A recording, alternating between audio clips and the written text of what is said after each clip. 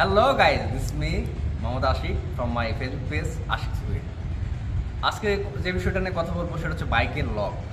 আমাদের বাজারে বিভিন্ন ধরনের লক থাকার পরেও আমাদের সকলের মনে একটা আতঙ্ক থাকে সবসময় যে আমাদের বাইকের জন্য, বাইক হচ্ছে সকল ছেলেদের জন্য খুবই ইমোশনাল একটা জিনিস। এই বাইকের সেফটির জন্য আমরা সবসময় হচ্ছে চিন্তিত থাকি। তো বাজারে বিভিন্ন ধরনের লক আছে, কোভিক্সের, পরে ডিএসের, তারপরে মার্সার, বাজারে আরও হচ্ছে চাইনিজ বিভিন্ন লক আছে। তো আপনার আমার বাইকের সুরক্ষা নিশ্চিত করার জন্য আমি যে তালাটা চুজ করছি সেটা হচ্ছে এই যে ডি লক, যেটাকে বলে চাইনিজ বল চাবির।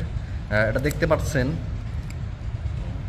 বাজারে অন্যান্য যে কোনো লকের থেকে এই লকটা আমার কাছে বেশি ভালো মনে হয়েছে। এই লকটা থাকার ফলে আমার বাইকটা সেফটি থাকবে।